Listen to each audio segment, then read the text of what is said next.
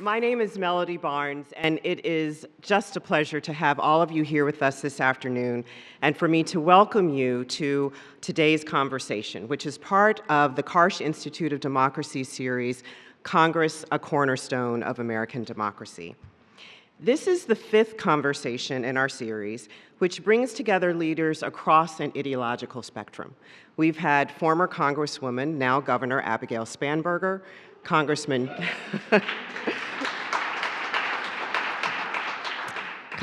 Chip Roy, and Senator John Cornyn all participate, and they've come to us to reflect on the health of America's democratic institutions.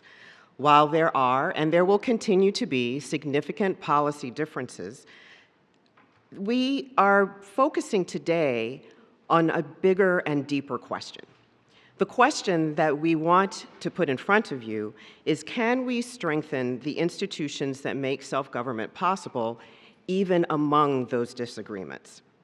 The U.S. Constitution, as I'm sure you all know, designates Congress as first among equals, underscoring its central role in our democratic framework.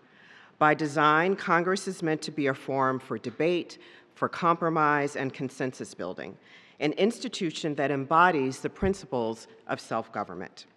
Its bicameral structure strives to balance the interests of populous and less populous states, ensuring broad and equitable representation.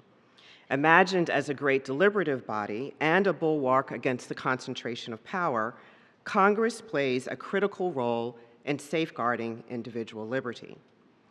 Congress also bears direct responsibility for addressing the needs of the American people. As I used to tell my law students, imagine your life, and in some way, Congress and government touches almost every aspect of it. They're entrusted with writing laws. They're entrusted with allocating federal resources and overseeing the executive branch. Congress shapes nearly every aspect of our lives, from healthcare and education to infrastructure and national security. Through representation in both the House and the Senate, Congress is intended to ensure that diverse regional and political perspectives inform national decision-making. And yet, fulfilling those responsibilities has become increasingly challenging. Persistent partisanship and legislative gridlock have raised serious questions about Congress's capacity to function as intended, concerns that are in fact reflected in public opinion. While confidence in Congress remains historically low, Americans continue to express strong support for Congress's constitutional role, particularly its role serving as a check on executive power. This tension, the public's frustration with Congress, alongside its continued faith in the institution's importance, sits at the heart of today's conversation. We are honored to be joined by Nancy Pelosi, Speaker Emerita of the U.S. House of Representatives. Speaker Pelosi is among the most consequential legislative leaders in American history. Over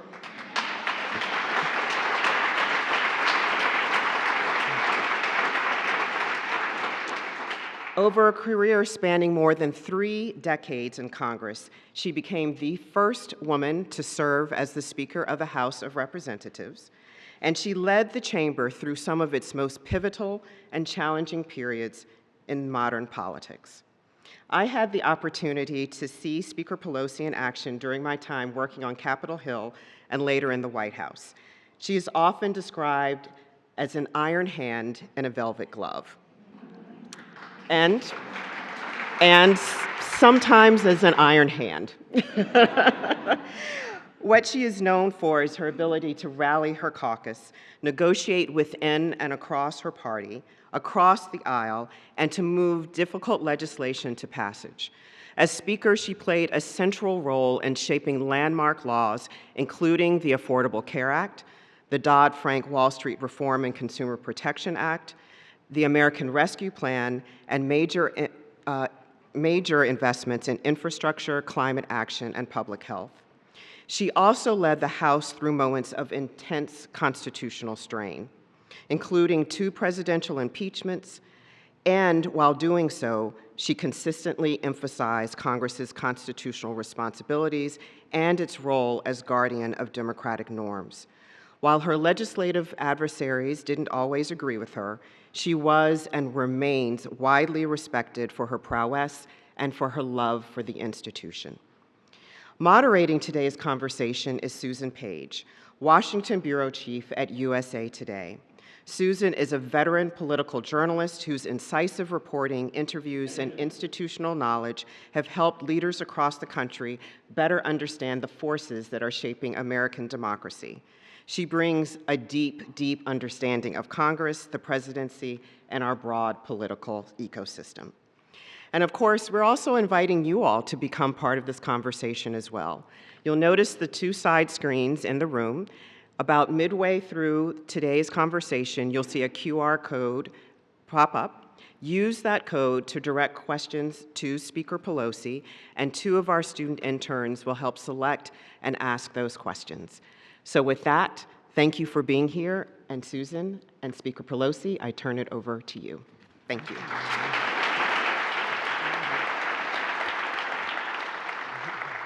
Melody, thank you so much. Such a privilege to be in this beautiful and historic place, speaking at an event for the Karsh Institute for Democracy. Thank you so much for inviting me to be here to engage in this conversation with Speaker Pelosi. It's a pleasure to see you again. You know, you've been in Washington in the House, serving in the House through, I think, 7 presidents and 8 presidencies, with the divided presidency of President Trump. When you look at the balance of power, the checks and balances between the Congress and the presidency, how has it changed? Where does it stand today? Well, first, let me join you in saying how delighted it is to be here, Mr. President. We're honored by your presence. And also, thank you, Martha Karsh, for your hospitality, our friendship. Just a bonus on top of this, thank you for what you do here. And Melody, I've been a fan of Melody since she was in the executive branch, the second branch of government, as she indicated. I love, Martha, what you have, Congress, the cornerstone of American democracy, the Congress. So happy to talk about that. And what is different now is that under this regime right now, and it is a regime, I usually wouldn't call it that, but that's what it is, they have practically abolished Congress. Whether it's fear of elections or the president or whatever it is, there's just a complete yielding to the president. Now, that is changing a little bit with the public opinion weighing in, because we had 17 votes to support restoring the subsidies for the Affordable Care Act, 6 votes to overturn what the president did with tariffs and Canada, as well as another vote on jobs and apprenticeships that we won by 5 votes. So that was all just in the recent few weeks. So we see an indication of public opinion weighing in. The most important force in democracy is public opinion. Our founders, and here we are, Mr. Jefferson's University, such an honor to be here, believed that democracy could work because of the goodness of the American people. The goodness of the American people. And that's what we believe. I believe it relentlessly in the goodness of the American people, where people can come together. Of course, have your differences of opinion. That is a democracy. But to do so with respect and patriotism and love of our country. What's curious now, I'm not making an accusation, I'm just asking a question, is how those who are there now can honor their oath of office to protect and defend the Constitution when they are completely eliminating separation of power, checks and balances. That is the genius of the Constitution, the separation of power. And that is really by the by right now with the acquiescence of the Republicans in the Congress to that. That hasn't always been that way, and it won't always be that way. I've been there a long time under many different presidents and different majorities in the Congress, and we've always had a respect for the patriotism of the other side. Then, President Trump certainly believes in a very powerful executive, and that's understandable. Other presidents have felt that way. But why has the Congress been willing, as you just said, to acquiesce in his usurpation of some powers like power of the purse, the power to declare war, the various things that the Congress has simply just not exerted itself with him? Why is that? well, maybe it's fear. In other words, earlier on it was a fear of his power in their elections. Now they're seeing that waning, so we're getting some more votes, and I think it will wane more. But quite frankly, in order to understand why the Republicans do that, you'd have to ask them. You'd have to ask them. What is why does it matter? What's the impact of that shifting in the balance of power? Well, it matters greatly because it is, as I say, the genius of the Constitution, the separation of power. Our founders had one thing they knew. They did not want a monarch. They did not want a monarch. That's why Article 1, the legislative branch, even went first, as Melody mentioned, and then reference, sort of. But then Article 2, the Constitution. And right now, I mean, let's keep going back to believing in the goodness of the American people and hoping that as we go forward, there'll be the same kind of excitement to have differences of opinion and have a legitimate debate about that without what we have now. So if we have that, what is a democracy? Free and fair elections, independent judiciary, rule of law, due process, all of that in question. It's not just the House of Representatives. It's all of that that is weakened in this administration. Now, last night, the saddest moment for me was when he said, and I've cut all these people out of SNAP, and the Republicans just stood up and cheered. We're taking food out of the mouths of babies, and they're cheering for it. Why? Why? What is that, except to cater to a whim? But again, I didn't come here for that. I'm trying to be nice, and the children are my thing. You know, I always say to people when they want to run for office, know your why, because this is a rough arena that you're getting into. And if you know your why, it makes it all okay. And my why is the 1 in 5 children in America who go to sleep hungry at night. 1 in 5 children in America who live in poverty. That's what took me from kitchen to Congress, to housewife, to House Speaker, the children. And so when they're cheering for children not being fed and they're giving it a standing ovation, I know our values are at a different place. My favorite Nancy Pelosi quote, I believe, is, sometimes you have to take a punch for the children. No, sometimes you have to sometimes you have to take a punch. Sometimes you have to throw a punch for the children.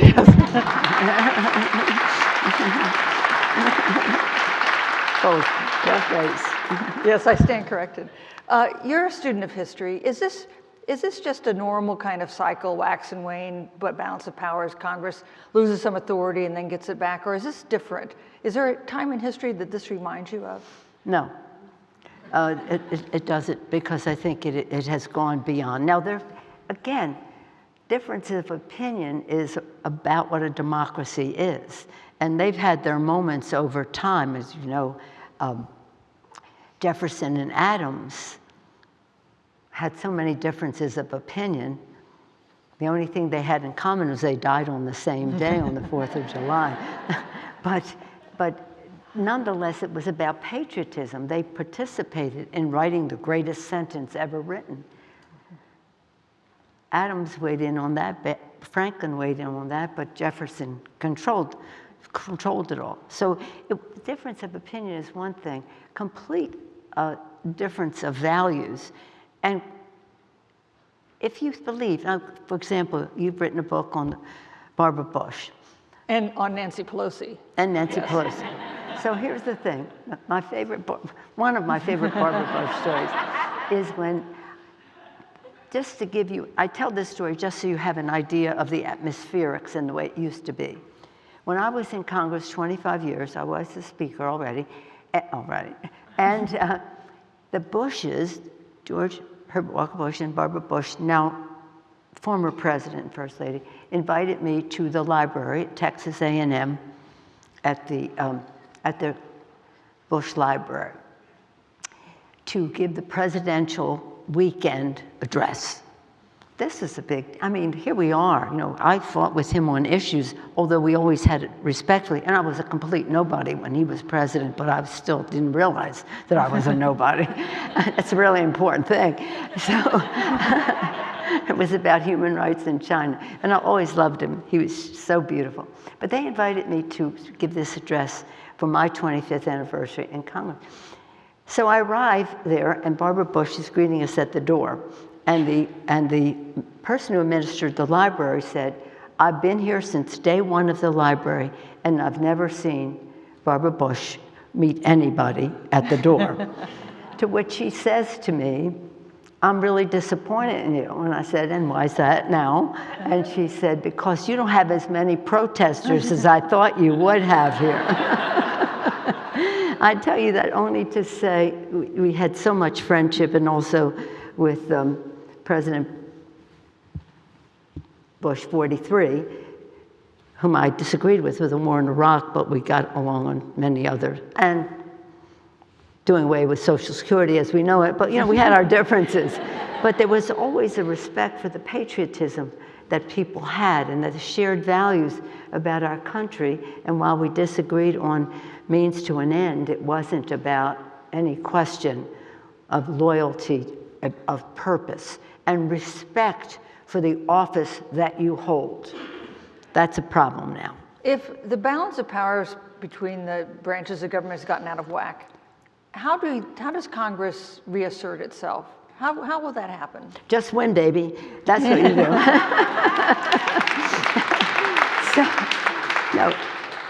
Now, I'm not talking politics here. I'm just talking civics, current events, okay. We fully intend, and we have made a decision to win in this election. It's more urgent. Have you ever heard anybody say, this is the most important election of our time? Again and again and again. Well, even more so. It just becomes more so.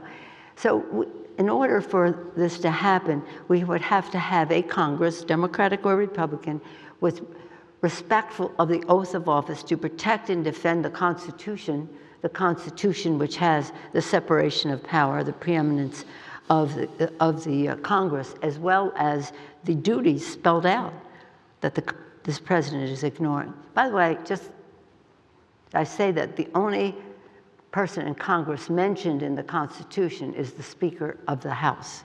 It is a constitutional office. It's a very big deal. So you're confident, I know, that Democrats are going to win control of the House in Absolutely. November. And it only takes... I guarantee it. Guarantee it, right. Nobody should take that bet, because And that's it. Because you only need to flip 3 seats to get control. But you're a renowned counter in politics. Yeah. Give me the number of seats Democrats will flip. Well, we only need 3. And I think 10 times that would be the minimum. Okay, but I don't know. We're out. I do know. Here's what, I don't know if you want to talk. I don't know if you call this politics. I know a year in advance if we're going to win the election. And you know why I know? I knew in 2005 when we won in 2006. I knew in 2017 when we won in 2018. You just know because you know what the president's numbers are. The president's numbers a year in advance are an indication of the caliber of candidates his parties might put up. So if you're thinking of running and your president is at 40, you said maybe next year, but not now, because you're not going to win. You're just not going to win. So that's why in 2005, we just worked very hard in 2005 to make sure the president's numbers were low. in no fall of 05. And we won. It was the first time we had won. This is my first race as leader. First time we had won since 1992. But we just knew. We prepared a year in advance. 17, we prepared a year in advance. His numbers came down. We got the A team, they got the flukes, and we won 41 seats, 31 of them in Trump districts. So again, his numbers were down in the fall. They know, and that's why we got 17 votes on health care. Also, because I said this earlier, public opinion means everything. Know your power in all of this. Lincoln said, if I may quote a Republican president, I always do, two of my favorites. Well, I quote Reagan, I quote, and the Republicans do not applaud. I quote Teddy Roosevelt, and they don't even know. And I just mentioned the Bushes. But again, it was never, we're opponents. We were never enemies. You know, it's a different world right now. But in any event, Lincoln said, public sentiment is everything. With it, you can accomplish almost anything. Without it, practically nothing. But for public sentiment to prevail, people have to know. And so that's why our operation, right, all this past year, has been to make sure people in those districts knew, and that the member of Congress who was voting to cut $1 trillion out of Medicaid, $500 billion out of Medicare, hundreds of millions of dollars out of SNAP programs, all of that. Make sure that member of Congress's constituents were calling him. Nothing is more eloquent to a member of Congress than the voice of his or her own constituents. It's not for us to be calling into another state or you all to be calling, it's about their own constituents. And that is what is changing something among some of these members, because they're hearing from their own constituents, and their election is coming up. And quite frankly, I think they've faced the fact that this is the last term for this president. You know, they ain't gonna be, I mean, he said he's gonna run again. He's not gonna run again. That's not what the law is or the Constitution calls for.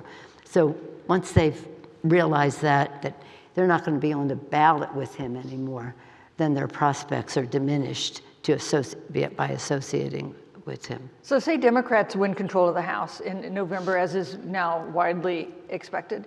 What should congressional Democrats do? Trump will still be in the White House. It's entirely possible that Republicans will still control the Senate. What should congressional Democrats do to kind of reassert the role of Congress? Well, first of all, we have three things leading up to that. First of all, we're working very, very hard to make sure that the elections are safe, that people do not feel afraid to vote. This is a big deal. And so you know some of the standard things, vote early, vote by mail, all these things, because people of color would be afraid to approach the polls if they have any question about, and I'll go into the SAFE Act, which they have right now, which is really deadly to democracy, but nonetheless, all that we are doing, of course, but also safe from the standpoint of technology. There are ways that they can infiltrate the technology to impact the security of the election. So first we have to make sure the election is safe for whatever the outcome is, whatever the outcome is. Secondly, we intend to win, so we have that. And then the third thing all along is, what do we do when we win? Now, you know that I've talked about our democracy being at stake. I think it is. But you don't protect the democracy by talking about that. You protect the democracy at the kitchen table, where people make their voting decisions. Bringing down the cost of living, addressing the issues of health care, which this White House is just, they don't even care about it, okay? Issues that relate to the education of your children. They've abolished the Department of Education. Again, $1 trillion in Medicaid, $500 billion in Medicare, undermining the administration of Social Security. You said we're going to protect it, but if you don't have the administration of it, people can't get access to their benefits so well. So kitchen table, household issues, cost of living, groceries, and the rest. the tariffs have had an impact on all of that, and that's, now I can quote Ronald Reagan. Ronald Reagan said that when he was a young person, like right before he was voting age, he brought this up when people were talking about, again, tariffs, when he was president. And he said, when I was young, there was something called Smoot-Hawley. It was, what it produced for us was the Great Depression. And it was people, as we see today, walking around as demagogues, talking about how this is going to create jobs and all the rest, but it didn't then. Created the Great Depression, and they're doing it again now, demagoguing the issue, wrapping themselves in the American flag. This is Ronald Reagan saying this about this kind of tariff thing. So when I voted my first time, I voted for Franklin Delano Roosevelt, he said, which is, I think he voted for him like 4 times.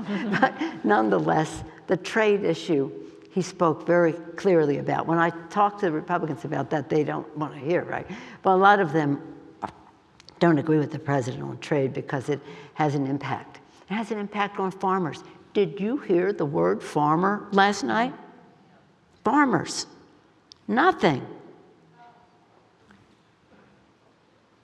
I'll go to that later, but okay, so technology has an impact on those elections. So what are we going to do? Back to the kitchen table, reducing the cost of living, reducing inflation. Again, healthcare is not just a health issue, it's a financial issue. More personal bankruptcies are declared because of healthcare costs and all of that. And again, education and the rest. But we also have to recognize our responsibility to the democracy, but also to the planet. For the children, we have to make sure that they live in an economy that is fair, that they can have their chance. An environment that is healthy and save the planet from all the assaults on it. And again, have a democracy where their freedoms are respected. So again, for the children. But to the kitchen table, people say, why don't you say more about what he's doing this and that? I said, you know what? People vote personally. All politics, Tip O'Neill said, is local. It's all personal in terms of how people make a decision to vote. President Trump says that if Democrats win control of the House, they will impeach him. Do you think, number one, that's accurate? And number two, do you think that is a wise thing for Democrats to do? Well, it depends. You can't ignore anybody who is in violation, as we couldn't, and had to endorse him and impeach him twice and not endorse him never. But I don't think that's a good. But here's for the people. Let's hope that there's no reason to do that, although people think there is. But I mean, people wanted me to impeach George W. Bush for the war in Iraq.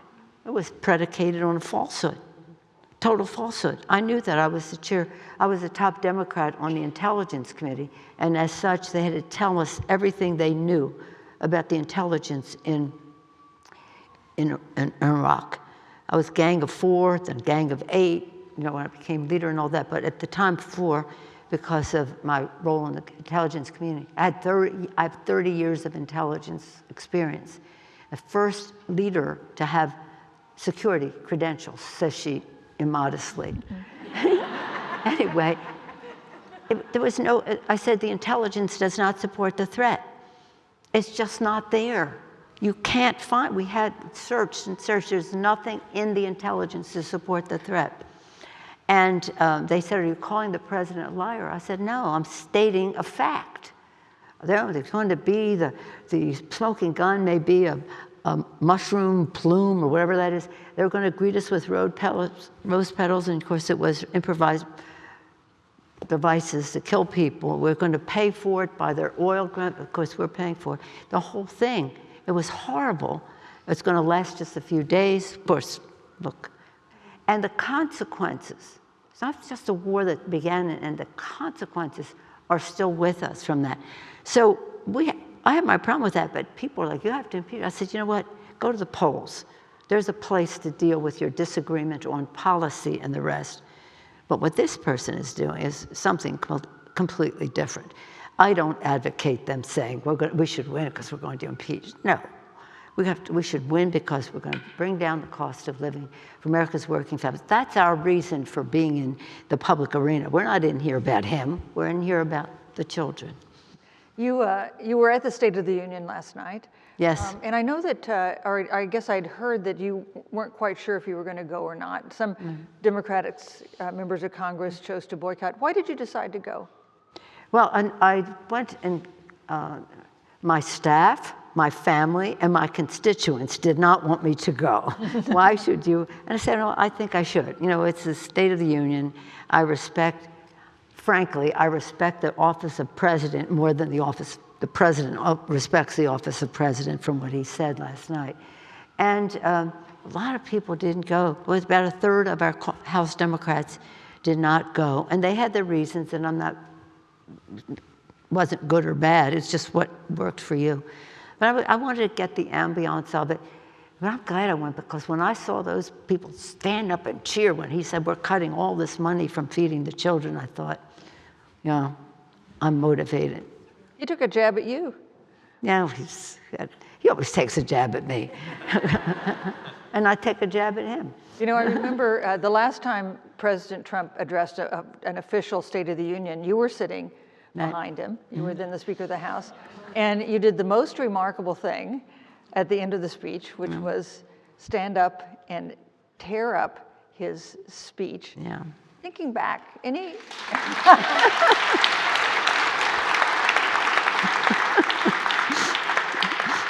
I was going to ask any regrets, but I guess not. Oh, please. No, the thing about that was, people said, oh, you were up to something. I said, I wasn't. What happened was, he started the speech and was on the first page, and I thought, well, that's not true. Let me just make a marker here, tear a little piece of it that he didn't tell the truth on the first page. Second page, third page, fourth page, fifth page, the whole speech. So what could I do? But it was a complete manifesto of misrepresentations. So parchment is very hard to tear. You have to do it in like 3 things. But of all the things that I have done, Affordable Care Act, all these things we're proud of, tearing up the speech is the most renowned thing that I did sitting in the speaker's chair. You didn't go to the speech planning to do that. It was. No, I said, oh, my staff, they're just going to be so unhappy. No, I did not. Of course not. I didn't go to speech expecting he would lie on every page several times.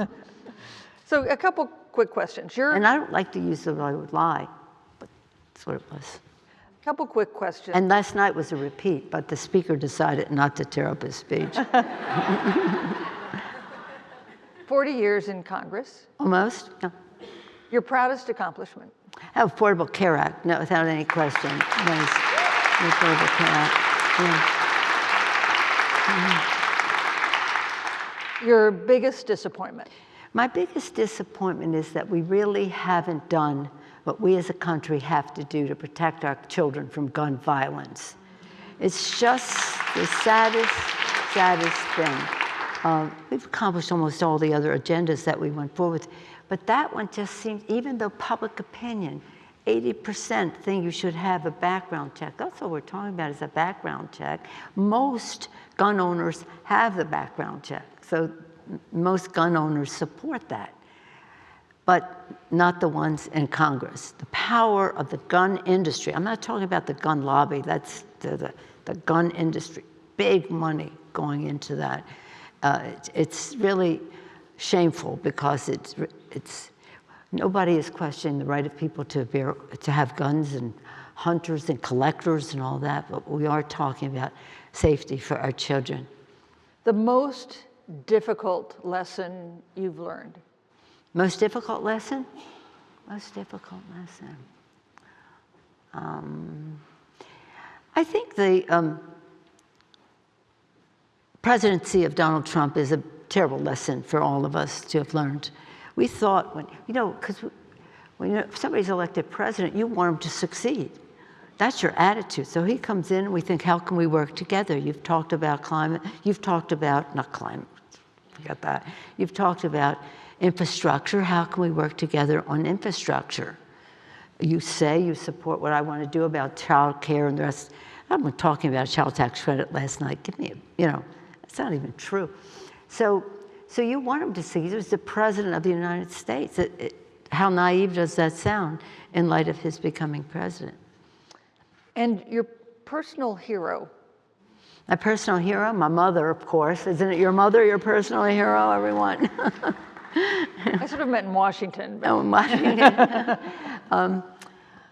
Oh, God. Or a personal hero. It doesn't have to be the one. Well, one of the that you know about is a woman who served in Congress. I served with her, but she served before me, and that is Congresswoman Lindy Boggs of Louisiana.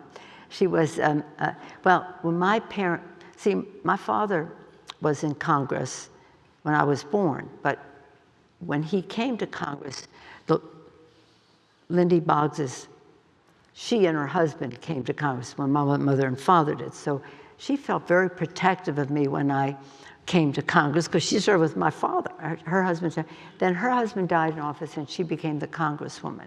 And she was just the loveliest, most wonderful person.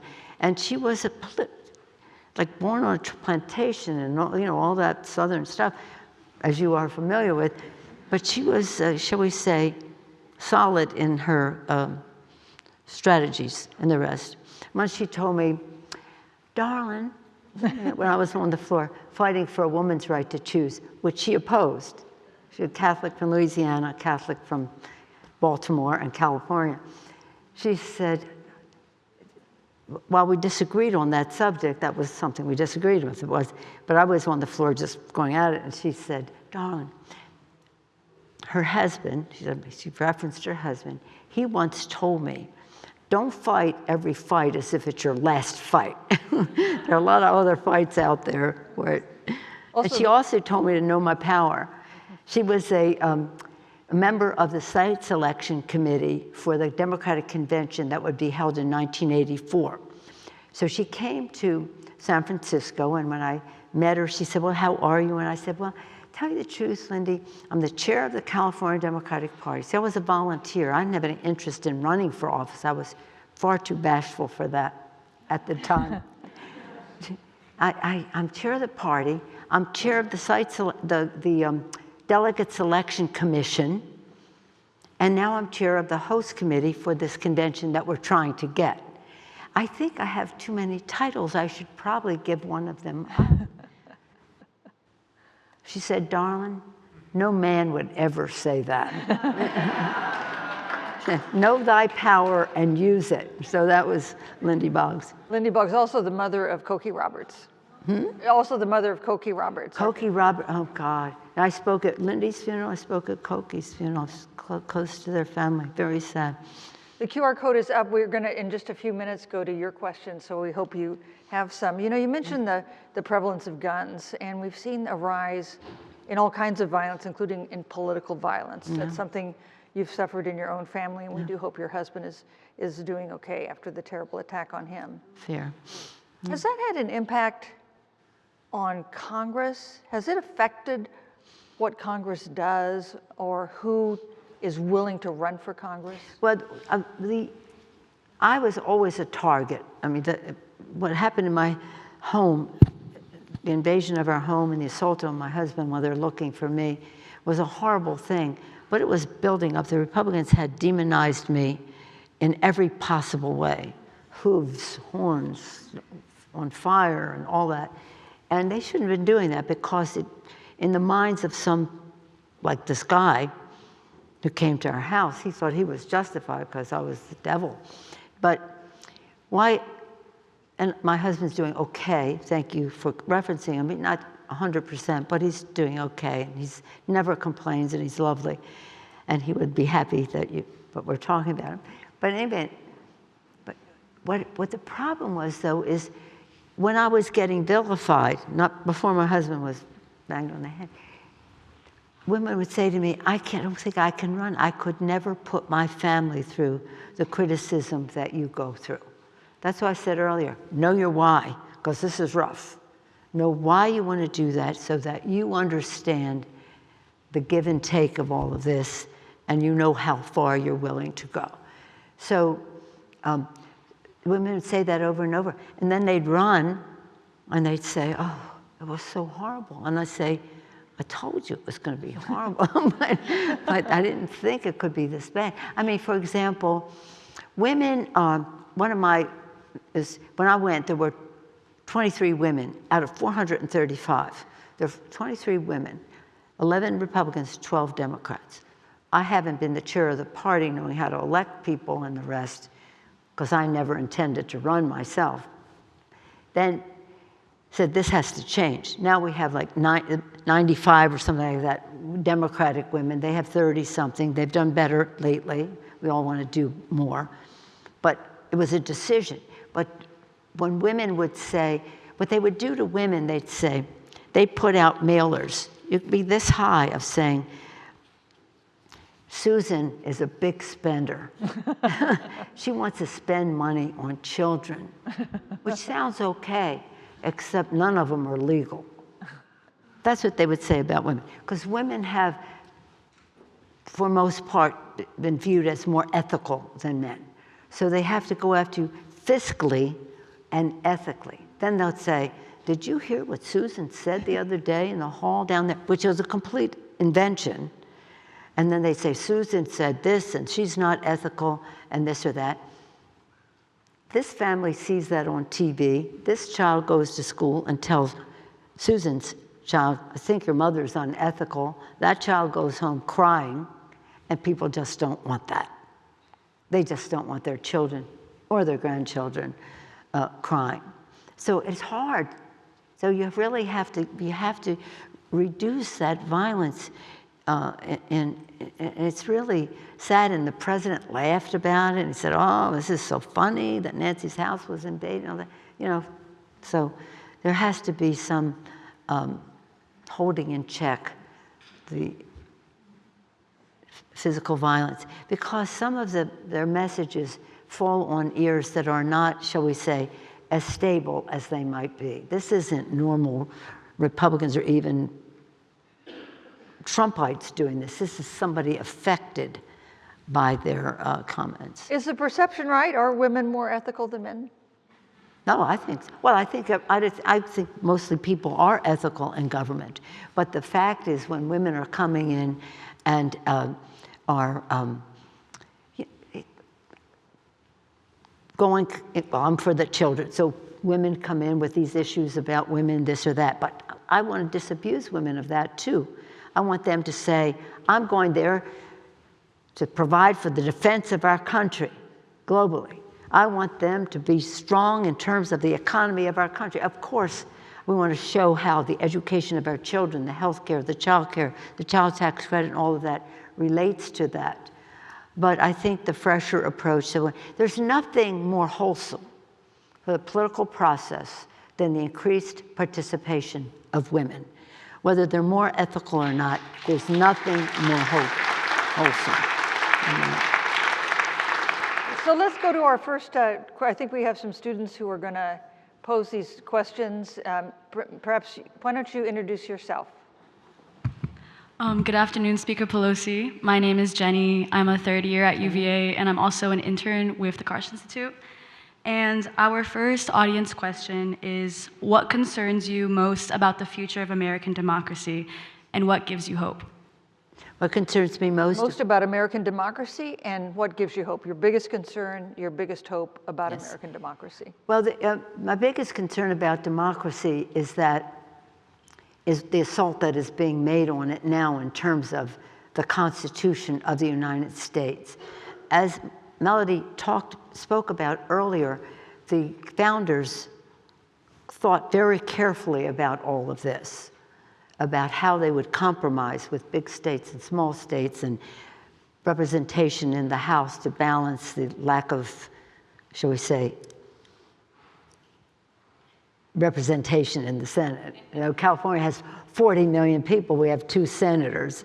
Wyoming has 1 member of Congress, not even 1 million people probably, and they have 2 senators. That's the Constitution. We take an oath to protect and defend that. So that's, but they thought carefully about it. They couldn't foresee the differences in population in states, but nonetheless, that's our Constitution. And so when we see people not respect the constitutions in terms of what it says in terms of separation of power, not to have a monarchy, or perceived to be a monarchy, the role of Congress in terms of the power of the purse and the this or that, the independent judiciary, so essential. We judge other countries as to whether they have an independent judiciary. So that's what concerns me. But making those arguments has not been, shall we say, protecting it enough. We have to protect it again at the kitchen table where you win the election and then people on the other side of the aisle realizing that this is what they really came into politics about, even though they're afraid right now that we can save it. But here's my thing. I wear these bracelets, so I'm glad you asked me. I wear these bracelets, and they say, faith, hope, and love. As I said earlier, our founders believed in the goodness of the American people, and that's why democracy could work. So you have to believe in the goodness. This is love. It could be charity, goodness of the American people. Believe in the goodness of the American people, and what that gives you? Hope. Some people say, where is hope? I'll say it's where it's always been, sitting right between faith and charity. And so that's what gives me hope, that we can try to bring people together, find common ground. Another thing that gives me hope are the arts. I think the arts are one of the most unifying forces in our society. Just think, you might go to a concert and be sitting next to God knows who, you know, and what they believe. But for the moment, you're enjoying something, you're laughing together, a play, you're laughing together, you're crying together, you're inspiring together, whether it's a painting or a symphony or a concert or whatever it is. You have, for a moment at least, common ground, and that may lead to other common ground. And I think that the spirit of creativity to find more common ground, that the arts and imagination are for our country, are so important. So I do think that, I think it's really important, and I say this not, I wouldn't say this any other time, but I think it is important now for us to win the election to save the democracy at the kitchen table. It's our 250th birthday this year as a nation, and I wonder if you think America's democracy is in peril today. I think I said that, didn't I? Yeah, I do. I do. And you know, we have a reputation for goodness in the world. This is the United States of America, the greatest creation of a country in the history of the world, and 250 years old now. I just came back from Munich, from the Munich Security Conference, and people there were like, what's happening? What is happening to our example, our model? We're the beacon of hope. We're the beacon of hope. That's what Ronald Reagan, shall I get back to Reagan? That's what Ronald Reagan said. This is the last speech I will make as President of the United States. Imagine that. Those of you who weren't even born yet, but those of you who remember that he was the great communicator. This is the last speech I will make as President of the United States. That gets your attention. He made it only hours before George Herbert Walker Bush was sworn in as president. This was his last speech. And I want to communicate a message to the country I love. This is really a work of art, too, bringing people together, his speech. And he talked about the Statue of Liberty being the beacon of hope to the world, and that what it said at the base and what that meant, and that because our door was open, America was preeminent in the world because we had that infusion of energy and enthusiasm and values that were like our own. And if we ever shut the door, we will cease to be preeminent in the world. Just Google it. I do not do Ronald Reagan justice when it comes to speaking, but that's what it's about. And that whole thing about who America is to the world is, shall we say, in question right now. And we have to make sure. I think as I depart, one of the things that I saw this time, because they've been concerned about the current president when he was president before, now even more so. But the thing that really got them this time was Greenland. Wait a minute. Greenland is almost it was an adulterous act. I mean, we've all been in this together. Now you're going to take Greenland? What right is that? And that really was. Denmark is a benign country. It's popular for its goodness. And that for them to have an assault on Greenland, and NATO, therefore, giving a big chuckle to Trump's best buddy, Vladimir Putin. Vladimir Putin just loved it because it was an assault on NATO. So again, we have in the Republican Party and the Democratic Party intellectual resources, commonality of values that are can be very unifying for the country. That gives me hope about our democracy. Let's take another question. Why don't you introduce yourself, please? Good afternoon, Speaker. Hi, Dan. My name is Michelle. I'm a second year at UVA, designing my own major in econ, music, and anthropology. And our next question from the audience is, what advice do you have for women trying to work in Congress as a staffer or as a member? So what advice do you have for women who want to be either a member of Congress or a staffer in Congress? Well, thank you for that question. Before I answer it, though, I'm going to ask you all a question. I asked Stephanie when we came in, and I told the president this earlier. One of the earliest times I came to this campus, I came for Hell Weekend. Do they still have it? When is it? I don't know. Oh, okay, I'll find out later. I'll ask the students tonight. What I say to women, and I loved having this opportunity, thank you. As I said earlier, there's nothing more wholesome for the whole system of governance and politics than the increased participation of women. But you know what? That applies to the economy, to our security, to academia, in every way, because it's another at the seat of the table. And I say to the men, no offense, it's just you should be there and they should be there. It's just that. When I came, 20, 30 women, 420 some men. What was that supposed to be? So what I say to women is know your power of you. There's nobody in the history of the world, and this applies to the young men in here too, and everybody, but nobody in the history of the world like you. Whether it's your upbringing, your education, just the individuality of you is your value. Don't, you see other people, I want that person to mentor me, yeah, it's all good, but it's you. The best advice I got when I was running was just be yourself. Be yourself. So I say, okay, know your power, know your why. Know what your vision is, your why. Why do you want to do this? Know what you're talking about. You won't know it all, and you have to be current, so it's always learning.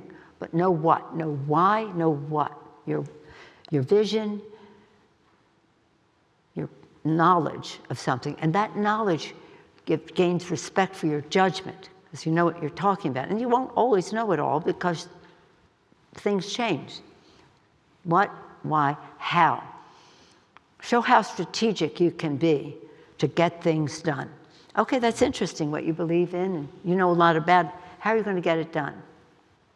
Think about that, how you enlarge the universe of people supporting what you are talking about. That's all here.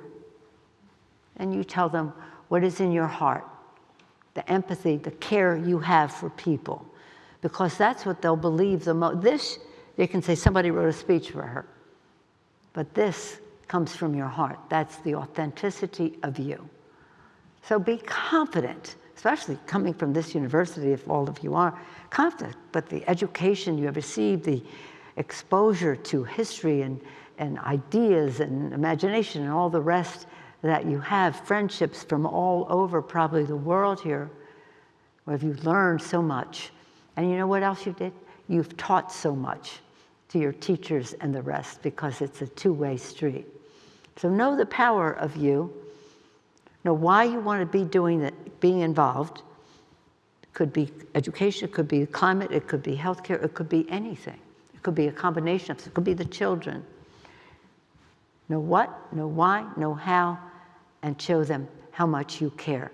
But understand the power of you.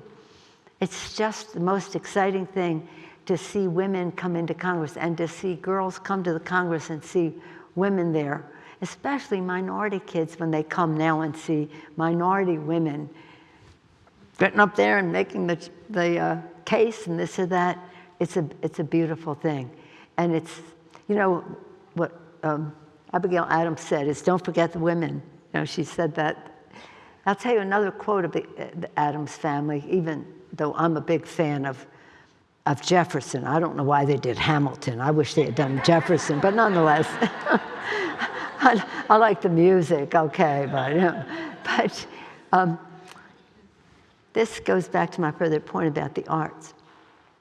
He wrote to Abigail and he said, I must study war and politics so that our sons can study chemistry and medicine and architecture and science, so that their children have the freedom to study music and art, tapestry, all of these things. Imagine that it was an expansion of opportunity. And of course, it included women in how he expanded that opportunity. So it's so unusual. It took so long for this all to happen. I always thought we'd have a woman president before we had a woman Speaker of the House, because they only had 23 women when I went there, and I was like, what? And the men had it lined up like, you'll have it, and then you'll have it next, and then you'll have it next, and you'll have it next, and you have all the steps leading to power. And I said, you know, they said, well, you're breaking in line. I said, well, you know what, I've been waiting 200 years. I think that we can. And then they said, when I was running, they said, who said she could run? Poor babies. Why would you say such a thing, right? Who said she could run? We said she could run, not you. You're still waiting in line for 200 years. But then they said, well, why don't the women, because a lot of women wanted me to run, but I said, I don't want anybody voting for me because I'm a woman. But I don't want anybody voting against me because I'm a woman. This is what I intend to do, and we won. It's our first time since 1992, because I knew how to win elections. But they said, why don't you make a list of all the things the women would like us to do, and we'll do them for you. Poor babies, again. They just were not getting it, right? So that's why I thought, there's no way a woman is going to be Speaker before the American people care about this. They want to have a woman president. These people, this was a marble ceiling. Forget the glass ceiling. That's not it. A marble ceiling. And I'm very proud to have broken it. But again, not because I was a woman, but because I knew how to win elections and I had an agenda to do so. And that's what you have to do. You have to have your why, what, how, and we've got to tell them what is in your heart. But and we will have a woman president, and it'll be a great thing for our country. I hope it will be sometime soon, but I don't know when that is. But there should be, see, one of the things I did with these women, these 90-some, is to make sure, to the extent possible, that they all had a security credential, whether it's national security, intelligence, homeland security, the committees of appropriations committees that did defense and foreign policy and the rest, so that women were perceived as global leaders, not just people who came, as important as it is, for the children, as I did. I came for the children, I came for HIV and AIDS, kind of those two things at the same time. It was children got me out of the house to volunteer, but it was AIDS that was raging at the time that I got to Congress. So again, we need the women to make this sacrifice. It's so worth it, and it's so necessary, and you will love it, because you'll be working on what you care about. So I would say, to the extent that we can say, let's have elections where we're not attacking each other in the campaigns. What do you have to offer? What do you have to offer? Let's hear that. But the politics of personal destruction of other people is just not, what's that about?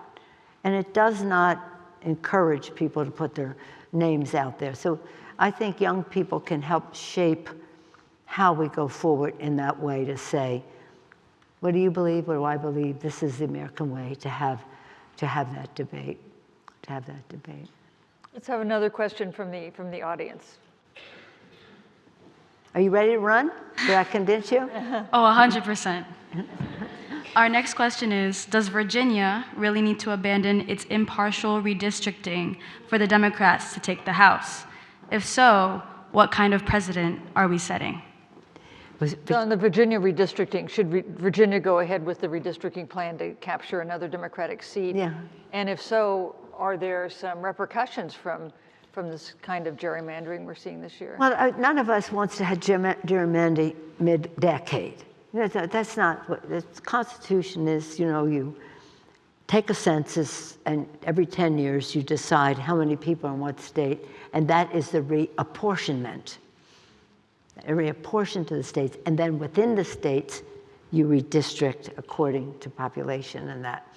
And but when the president went to Texas and said, "I need 5 more seats," because he knows he's going to lose, "I need 5 more seats," and they gave him.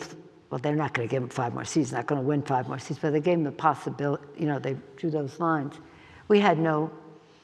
As I say, I don't like redistricting that, but it can't unilaterally disarm. So we in California went to put together what we did for our country, for our Constitution. It's Proposition 50, and we picked up 5 seats there. And so this is not, redistricting doesn't always bring out the best in everyone, because we have 43 Democrats, 43 Democrats in California. When I started leadership, we had 26 Democrats, 26 Republicans. Now we have 43 Democrats and 9 Republicans. So, that's how we won the House. So if we say to 43 Democrats, we're now going to be 48 Democrats. That means you're giving up Democrats and you're making it harder for your own reelection. But so much was at stake that it wasn't that challenging to do. It was just, this is for our country. So we have 48, and then the state legislature passes that, and then the Governor Newsom led the way in the fight, and we had a big fight. And so it was necessary to do. If Texas had backed off, we would have backed off. We weren't looking to do this, but you're in the fight, you can't say, okay, he wants to steal the election one way or another. We have to be as strong as possible in our numbers. So here, my understanding, and I don't speak with the authority that I do about California redistricting, because this is a definite, almost personal matter for the state legislators and the state. They seem to have come to a conclusion on it because it's necessary. You can't unilaterally disarm. So we'll see. I think the election's coming up soon, but also the election to approve all of this. So we'll see. I understand that the Republicans started it and you can't unilaterally disarm, but does this mean that going forward this is going to be the standard practice? It shouldn't be. Now, what we said very clearly with ours, we're doing this now because we must, but we'll go right back to the standard redistricting. But since we're on the subject of Virginia, weren't we proud of Governor Spanberger last night? Didn't she do a great job? I thought she did. Governor Spanberger has a national security background. Yes, she does. Could she be president? Intelligence. Could she be president? Look, Well, first of all, we're out to win the House. People say to me, who's going to be the candidate for president? And I say, you know what? When we won in 06, it paved the way to 08. When we won in 18, it paved the way to 20. When we won in, now we're going to win now, and it's going to pave the way to the next election. But there's a great bench of Democrats to compete for that. But people want to know now. And I said, well, you know what? First we win the House, and then we go. And winning the House, you'll see all of these people campaigning. You'll see them campaigning. So you see what their why is and how they want to do it and what they have to offer to the American people and their authenticity. And that's part of the presidential race. So pretty exciting. We have time for another question. Please go ahead. The next question from our audience is, what words of encouragement can you offer to those who are discouraged by the current state of political discourse in our country? How do we move beyond the partisanship and unwillingness to compromise on important issues? So what can you say that's encouraging to people who feel really discouraged by the state of our kind of national debate? Yeah, what I say is this: we don't agonize, we organize. And that means we organize around what you believe, about what you believe, not organize about something coming down from the top. This is about what you see in your community, what you like to, how you would like to make a difference. We don't agonize over we organize around the joy of it all, the voices of the people. As I said, from the start, our founders knew. They had town hall meetings and all that, listening to people. So I would just say to people who are, and we hear that, don't we, Martha, from people. We hear it from all levels, from students to volunteers and the rest. We call our volunteers our VIPs, our volunteers in politics, our VIPs. And they are not only our volunteers in politics, but our volunteers in policy. We would never have won the Affordable Care Act without the outside mobilization. What we did internally for maneuvering, it's one thing. But the outside mobilization gives you the votes to win and to protect. When Senator Kennedy died, when we were doing this, I'm getting to your point though, when he died, when we were doing this, the press said to me, you're over. You don't have the 60 votes in the Senate. I said, we're not over. And this is when I said my famous line, which is, maybe not famous here, but among my children. I have 5 and 6 years and 7 days. I keep reminding my Archbishop, but he doesn't seem to care. This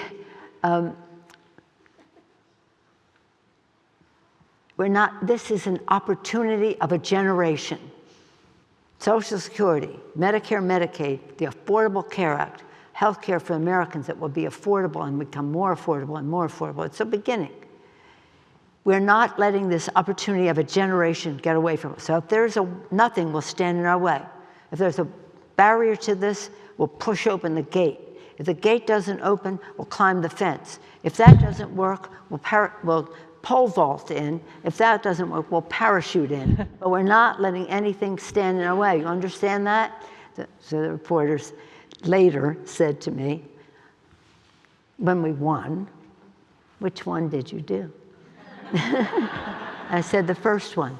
We pushed open the gate because we had the mobilization of the people who knew they wanted this, not just our members of Congress who are very courageous, but all of the affiliated groups with one disease or another, cancer, heart, this, that, or the other, and children's disease, disabilities. They all knew that we had to have this change, and they were all there pushing open the gate for us. So whatever your interest is, and you know what, discouraged now about some of this, yes, and use that to say, how can we make it better in this regard, whether it's to save the planet, clean air, clean water, green technologies, it's a health issue, it's an economic issue, it's a national security issue so that the rising waters and droughts and all do not cause more migration, which is a competition for land and resources, which causes conflict. But we know it's a moral issue to pass the planet to the next generation in an important way. So whatever it happens to be, organize around that. And you have no idea, hopefully you do have an idea, how mounting small efforts, one on top of another, how they grow or how they multiply and how they make a difference. Our founders were young. They were young, and they made a difference. One of them, maybe this is way to close. One of them, Thomas Paine, he said, "The times have found us. The times have found us." They start a revolution, do all this. Times found Lincoln to save the republic, the Union. Times have found us to save our democracy, and to do so in a way that is respectful of the goodness of the American people and the respect for differences of opinion, of party, and the rest of that, to bring us together as a nation, a more perfect union, as our Constitution calls for.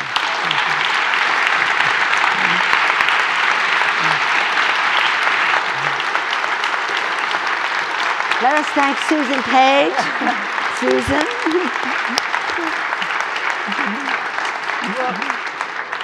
First, let me thank the Karsh Institute, the University of Virginia, the audience for your attention and for your great questions. And we have one final request, which is that you stay seated until Speaker Pelosi has left. Speaker Pelosi, it's been a great honor to talk to you today. Thanks so much for being here. But I have one final request. Let us thank Susan Page for moderating all of this. And all of you for your interest. Thank you. Thank you. The Karsh Institute.